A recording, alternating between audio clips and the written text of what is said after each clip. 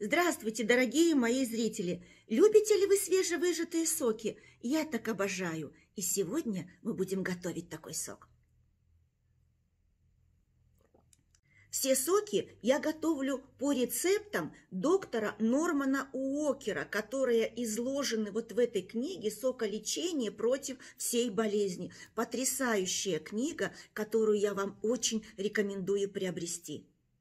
Ну а сегодня мы будем готовить сок из моркови, сельдерея и редиса. Вместо сельдерея деткам можно взять яблоко. Этот сок очень помогает от кашля. Проверено, работает.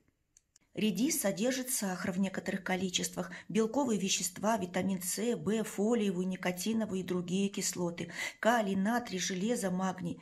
В сочетании с морковным соком очень повышает тонус слизистой оболочки в организме, помогает восстановлению ее пораженных участков. Хороший результат получается, если выпивать сок редиса в смеси с морковным соком. Сельдерей содержит очень много биологически активного органического натрия, в 4 раза больше, чем кальций. Натрий, как известно, способствует растворению отложившегося в организме кальция, как правило, из-за употребления вареных продуктов. Это приводит к развитию артрита, сахарного диабета, ишемической болезни сердца, желчной и почечно-каменной болезни. При употреблении сельдерея эти болезни нивелируются или вовсе исчезают. Морковь. Морковь содержит бета-каротин, органические кислоты, витамины В1, В2, В6, С, Е, клетчатку, минералы. Морковь нормализует работу пищеварительной системы, печени, почек и системы кровообращения.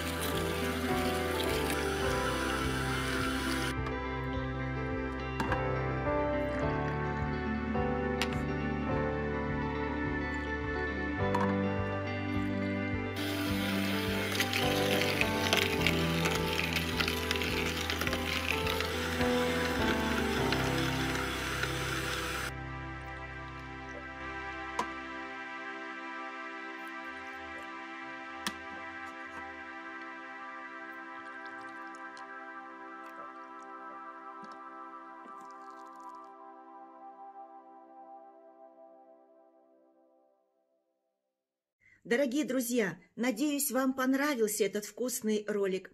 А в комментариях прошу вас поделиться своими рецептами чудодейственных соков. Будьте здоровы! Всего вам доброго!